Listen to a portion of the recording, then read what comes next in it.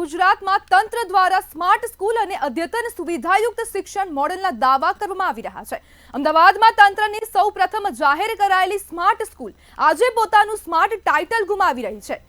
બાળકો આજે સ્માર્ટ ક્લાસરૂમમાં નહીં પતરા નીચે ભણવા માટે મજબૂર બન્યા છે। શાળાની દિવાલો જર્જરિત બની રહી છે અને સરકારના દાવાઓ પણ પોકળ સાબિત થઈ રહ્યા છે।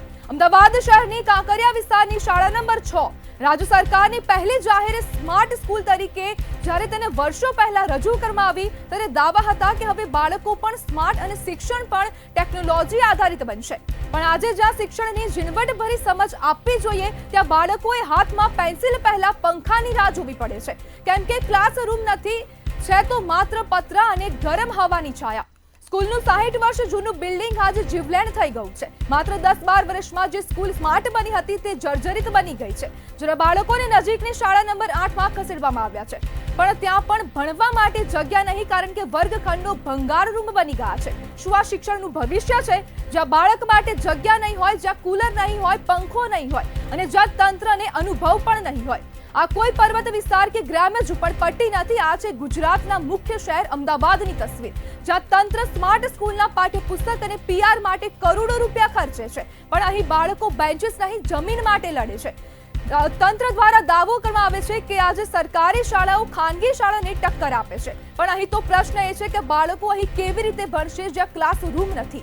ત્યારે ડીઈઓ એલડી દેસાઈ કહે છે કે યોગ્ય કાર્યવાહી થશે, પણ અમારો પ્રશ્ન છે કે જવાબદારી કોણ લેશે? ભવિષ્ય બગડે ત્યાં સુધી રાહ જોવી એ સરકારની યોજના છે કે પછી ભંગારની પાછળ સંતાઈ ગયેલું તંત્ર આજે પણ સ્કૂલથી વધુ માત્ર મીડિયાને જવાબ આપવા માટે રહેલું છે? ત્યારે હવે તંત્ર દ્વારા માત્ર મીડિયાને જવાબ આપવામાં આવી રહ્યો છે અને જે સ્કૂલ છે તેને કોઈ પણ પ્રકારની જાણકારી આપવામાં નથી આવી રહી અને સીધા પ્રશ્ન હવે તંત્રને થઈ રહ્યા છે કે સ્માર્ટ સ્કૂલ છે કે ભંગારનો રૂમ? આપણી સાથે સ્કૂલ બોર્ડના સભ્ય જોડાઈ ગયા છે, કિરણ પ્રજાપતિ। કિરણભાઈ, સ્માર્ટ સ્કૂલમાં સ્માર્ટ પતરા શું કહેશો? હું તમને કહું, મંતવ્ય ન્યૂઝના માધ્યમથી હું તમને કહેવા માંગુ છું કે સ્માર્ટ સ્કૂલ કે આ લોકો જે નવા વિકાસના નામના એક મોટા તાઇફાઓ કરે છે એ પ્રકારનું છે। મેં ઘણી સ્કૂલોની અંદર જોયું છે કે સ્માર્ટ સ્કૂલના પતરા લાગી જાય, તમે કહેશો ને પતરા બેનર મારી દે છે, પરંતુ મહિનાની અંદર એ પતરા ઉખડી જતા હોય છે। આ લોકો ફક્ત ને ફક્ત ભાજપ એટલે ભ્રષ્ટાચારનો પર્યાય, આ રીતના આ તંત્ર અને સત્તાધારી પક્ષ બંને સાથે મળીને આ એક કાવતરું કરી રહ્યા છે નાના બાળકો ઉપર। જે રીતના આપણે એવું કહીએ છીએ કે જમ્મુ કાશ્મીરમાં આતંકવાદીઓ આવે છે, પરંતુ જમ્મુ કાશ્મીરના આતંકવાદી કરતા પણ આ મોટા આતંકવાદીઓ હોય એવું મને લાગી રહ્યું છે।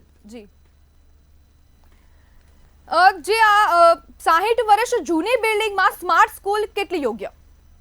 અરે હું એમ કહું છું કે 60 વર્ષ નહીં 100 વર્ષનો પણ આપણો એલિસ બ્રિજ છે, હોવો જોઈએ, અને ઐતિહાસિક શહેર છે તો ઐતિહાસિક વસ્તુ હોવું જોઈએ, પરંતુ એની સાથે સાથે એમને એની સાર સંભાળ રાખવી જરૂરી છે। ત્યાં નાના બાળકો, બાળક એટલે ભગવાનનું રૂપ છે, આ બાળકો ત્યાં આવતા હોય તો એમનો ખ્યાલ રાખવો જોઈએ। બાળકના માતા પિતા, સ્કૂલના ટીચરો અથવા સ્કૂલના તંત્ર ઉપર એ ભરોસો રાખીને બાળકોને મોકલતા હોય છે। હમણાં જ થોડાક ટાઈમ પહેલા પેલો ગંભીરા બ્રિજ તૂટ્યો, ખરેખર એ તંત્રની જ ભૂલ હતી। એ જ રીતના આ તંત્ર, અમદાવાદ મ્યુનિસિપલ કોર્પોરેશન, અહીંના અમદાવાદના મેયર શ્રી, અમદાવાદના મ્યુનિસિપલ કમિશનર શ્રી અને સત્તાધીશો એ રાહ જોઈ રહ્યા છે કે ક્યારે અહીંયા ગંભીરા જેવો અકસ્માત થાય। હું તમને એક જાણકારી આપું, મારી જાણકારી મુજબ એવું છે કે લગભગ 100 થી વધારે સ્કૂલો જર્જરિત છે, પરંતુ સ્માર્ટ સ્કૂલના નામે પાટિયા મારી દઈ અને સ્માર્ટ સ્કૂલનું બોર્ડ મારી દેવામાં આવે છે। જે રીતના બાળકોના દફતર અને ડ્રેસ, ચોપડીઓ ખાવામાં આવે છે, એ જ રીતના બાળકોના ભવિષ્ય સાથે આ લોકો ચેડા કરી રહ્યા છે। કિરણભાઈ, જે રીતના હાલ અત્યારે સ્માર્ટ સ્કૂલોની હાલત આવી છે તો પછી ભવિષ્યમાં બાળકોના શિક્ષણનું શું થશે? હું તમને એ જ કહું છું, ભવિષ્યમાં બાળકોને શિક્ષણ લેવા માટે રૂમ નહીં, પરંતુ મને એવું લાગે છે કે ગાર્ડનમાં બેસાડશે આ લોકો। તમે હમણાં જોયું કે પતરાની કાંકરિયા 6 વાળો જે પ્રોબ્લેમ થયો છે તો પતરામાં બેસાડે છે। અરે પતરામાં બેસાડો એનાથી વાંધો નથી, પણ બાળકને સંપૂર્ણ સુવિધા આપવી જોઈએ, ત્યાં પંખા હોવા જોઈએ। આ લોકોના તમે જોજો, સ્કૂલ બોર્ડના ભવનમાં જઈ આવજો, એક ચેમ્બરની અંદર 4 એસી લાગેલા છે, એટલે આ લોકો પોતાના જ માટે આ સ્કૂલ જી, બોર્ડનું કિરણભાઈ. બજેટ વાપરતા હોય એવું લાગી રહ્યું છે મને. જી કિરણભાઈ, જોડાવા બદલ આપનો આભાર.